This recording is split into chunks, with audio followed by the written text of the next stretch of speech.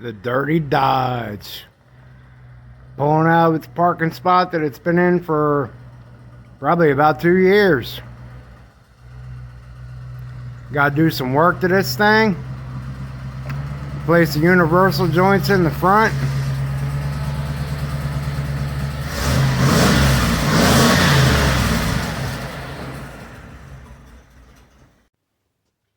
James from All Hail Internal Combustion. We're finally getting around to getting this thing roadworthy again. A friend of mine wants a truck and preferred to buy one from me, knowing that I maintain my stuff. It ain't the prettiest on the outside, but this thing's never left me sit anywhere. It's got a nice lower mileage 318 in it. There's some videos on that, but anyway, we gotta take care of these axles, these U-joints for the spindles up front. So take tire off, take the hub plate off. I believe you have to pull the diff cover off, and we did this already, and we ordered. I probably spent about $50 each on Moog joints. So far, any U-joint I've replaced with a Moog in this truck has always gone bad. So I think these are particular to Spicer U-joints. So I'm going to try to get a manufacturer specific going on here. So we're going to pull these out. We'll have the actual sizes that we need, and I'll probably take them into my local four-wheel drive shop and have them help me find a set of U-joints. Last time I needed, this kept spitting drive shafts out of it. Last time I was able to go there and they were able to find me the proper U-joint.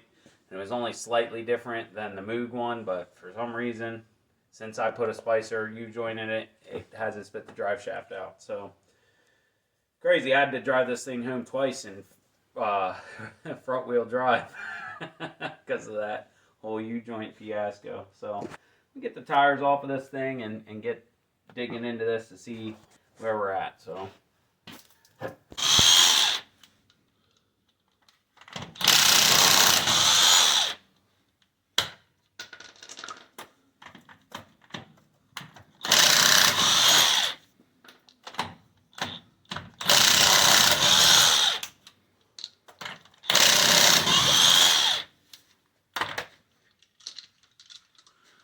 these wheels got some cheese to them, or clear the path. All right.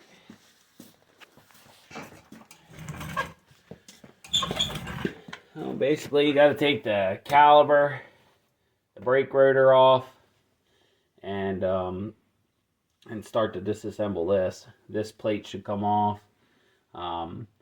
Basically, you don't have to disconnect this area. You could just pull all that kind of stuff apart right from here. So if my recollection, my brain is working correctly, but I guess we'll see. So I think both calibers have been replaced on this truck. I know they look rusty. That's probably what, 4 or 5 years of core seal ago. What? I need my stool. These heavy duty brakes on these, I would call them heavy duty. They're just kind of crude. They're okay with me, but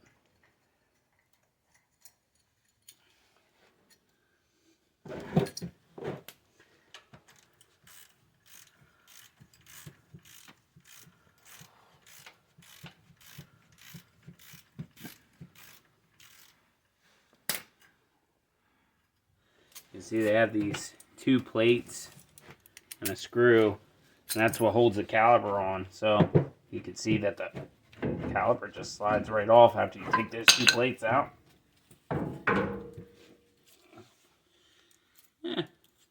Halfway on the pads. Check the other side. Like I said, I think these were replaced. Yeah, look at that, nice and even.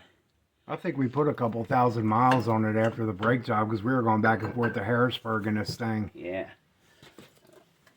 I thought maybe I'd be able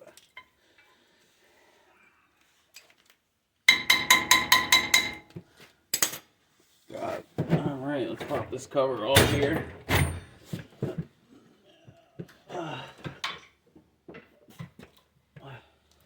Bottle opener.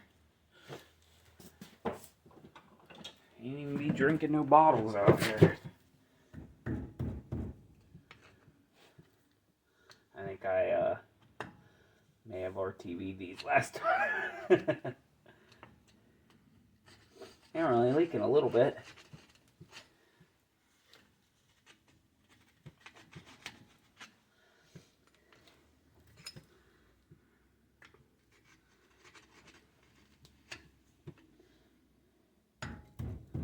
Need a hammer. I guess so.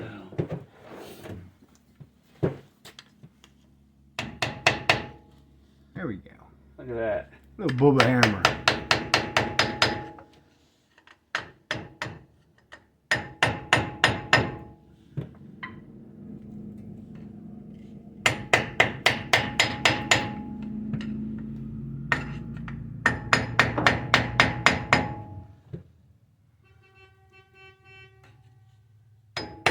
What the fuck is that now?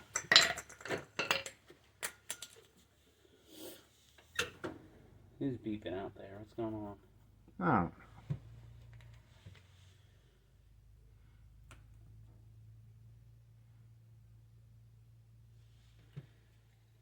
Yep, I got it.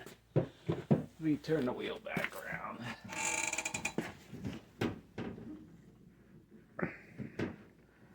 Alright, so after you take that cap off, there's a cotter snap ring.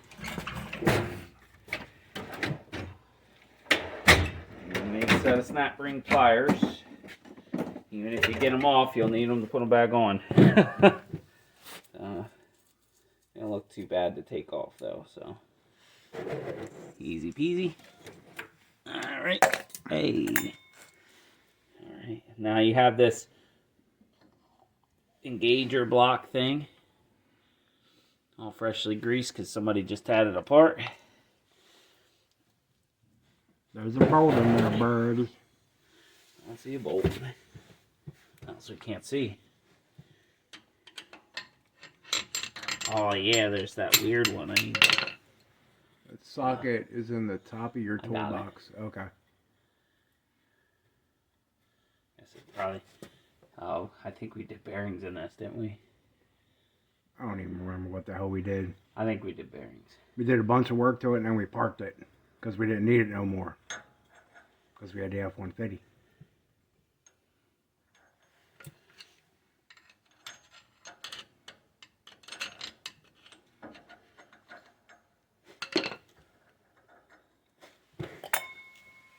There's a special socket for that one.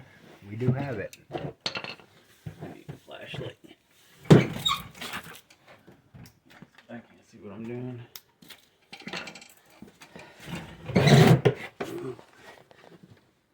Oh yeah, that one now.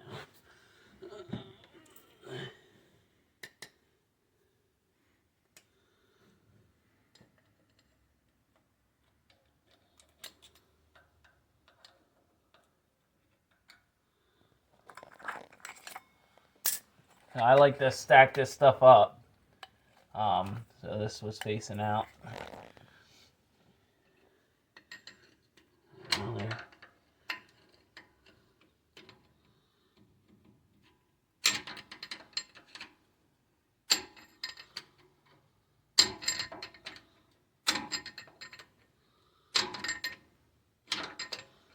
Well, he just greased all this stuff up, though, I'll tell you that much.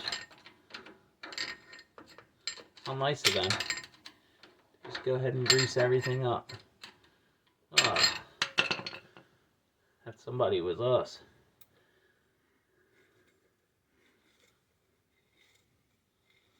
Yeah, everything fluid-wise and grease-wise on this truck was freaking disgusting when we bought it.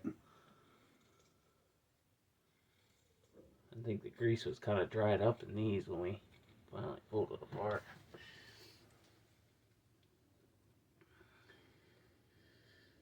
I think somebody put the wrong grease in it, whoever worked on it last.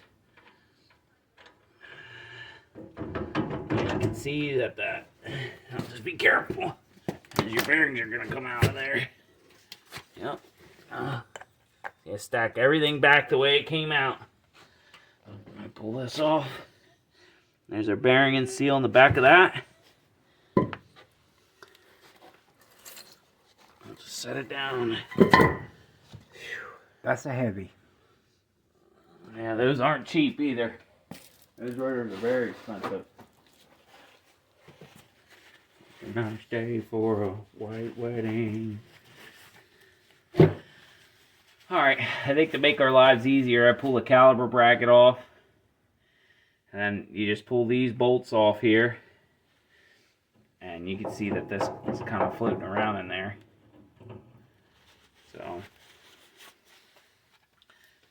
basically there's a U-joint. Oh, this one doesn't seem like it's bad. We're replacing it anyway. I mean, it was new. Maybe I just misdiagnosed it. That's all I'm saying. I thought it was knocking on the passenger side, though. Maybe. This is the driver's side. Mm-hmm.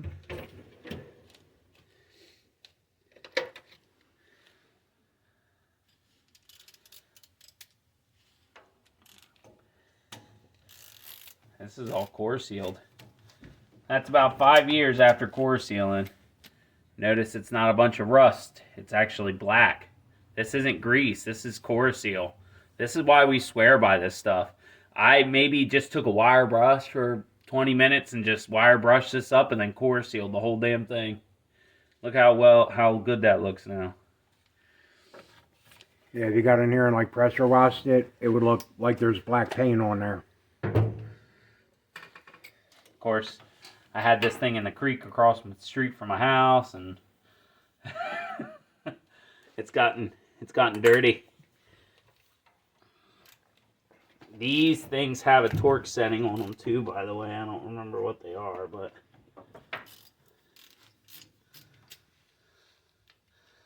and I think when we did it the first time, a couple of them broke off, or one at the bottom appears to be a bolt. I don't know how the hell we got that in there.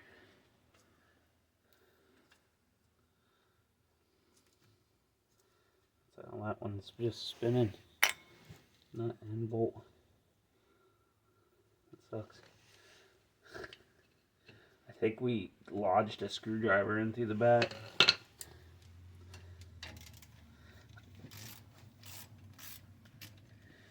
Do that or put a screwdriver behind the washer and see if you can keep tension on it and get it to come off.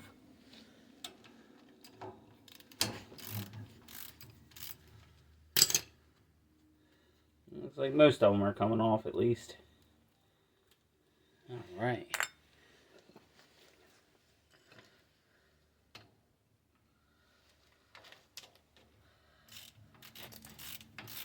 Yeah, I think that did it. Alright, now just one more left.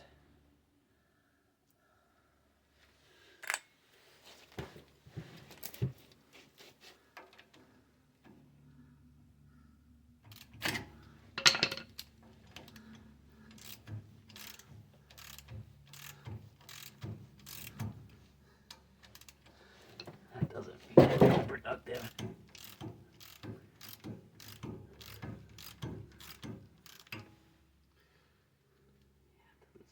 Is there a nut back there? Maybe?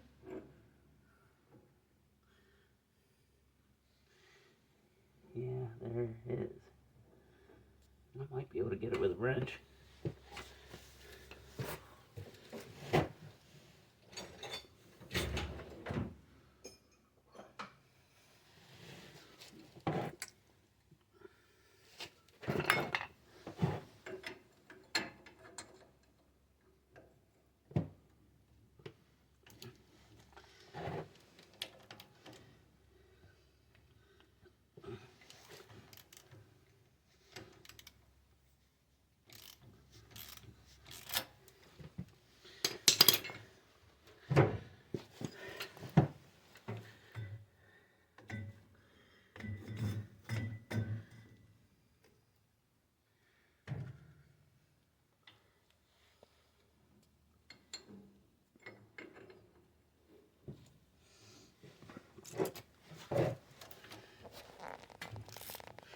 Got it.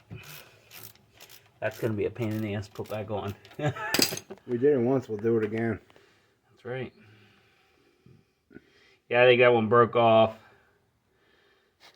like captured nuts or whatever, bolts in the back. I think that one snapped off, so we probably heated it up, pounded it out, I think I remember, and then just put a bolt, grade 8, looks like.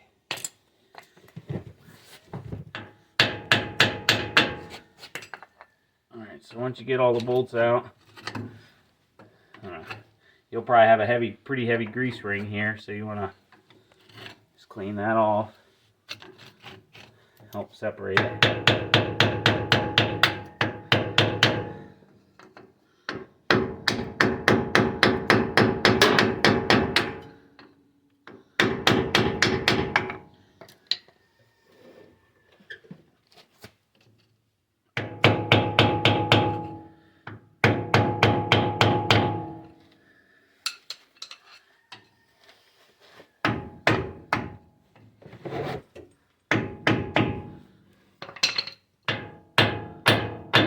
Give it a tapping right here. That's where the bearing don't ride. I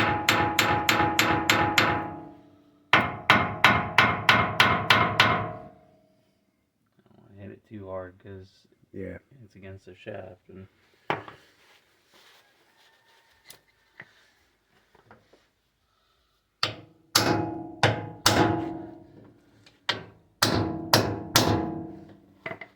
let me grab an actual chisel on my hand.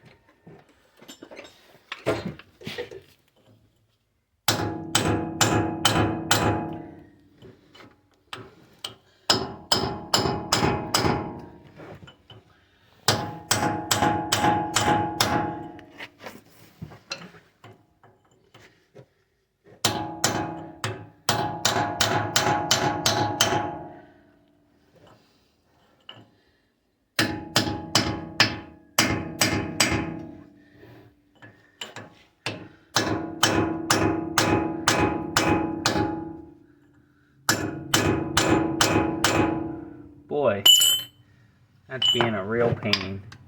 Probably that core seal I was talking about. I probably slopped it on there, thinking I wasn't ever taking this apart again. Yet here I am, taking it apart again. That was like 3 years later, though. Sure. Smaller, I think. Sharper.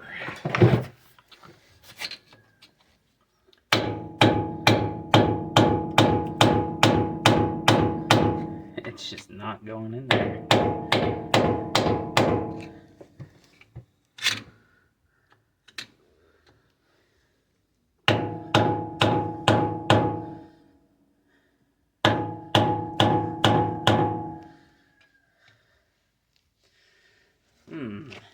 Wonder if we should put some PV blaster on there. Be back. We're gonna get some PV blaster and maybe some heat. Okay, so we got that part off. It required a little bit of heat, the air hammer, and wedging a screwdriver in there. So we're starting to pull the axle out of this side.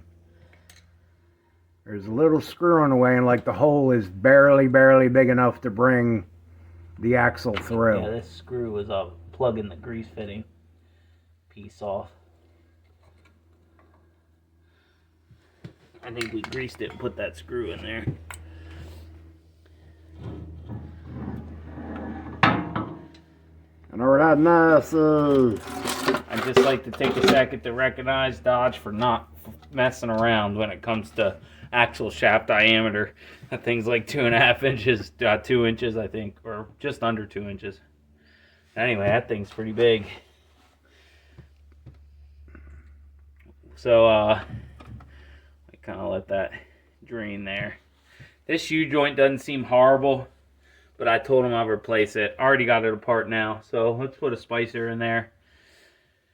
I think it was knocking real bad over on the other side. That was the side. It was so long ago. I was going to get like dirt or gravel or something in it, and it popped off. So, anyway. Just notice with this that you see that it's this flat piece here, and it engages with this, so it's like almost a zero tolerance. And I'm sure we had this completely cleaned and rust free, but the back side looks like it was kind of rusty still. And we'll clean this back up again before we put it back together. But we have this apart. It doesn't look like this U-joint is shot in this side. It's not in... It's loose, but I wouldn't say it's bad. I would not call that bad by any means. So, anyway. Man, I had it propped up there just right. And then how to go mess with it. Alright. Okay, so this is the driver's side axle. Brain fart. But this is the driver's side axle. I already went ahead and pulled the U-joint out of it. And of course I used one of the big old clampy things, the 3-in-1 ball joint service set. These things are really affordable now. I've had this thing for probably 20 years now. And I think I paid close to $100 for it when I originally bought it. But you can get them for 40, 50, 60 bucks now. Thank you, online. But this one I just need a U-joint for. We pulled the passenger side out and realized that we're going to need a little bit more than a U-joint. James Jr. said when this originally happened, he was driving down the road on the highway, not off-roading, and the truck kind of jumped really bad. So I think what happened here is possibly the U-joint seized up. And these are U-joints that we put in here. We're pretty sure they were Moogs. So we need to get both parts of the axle, which he looked up online, and the longer one we found for like 204 bucks, and I think this one was like $60.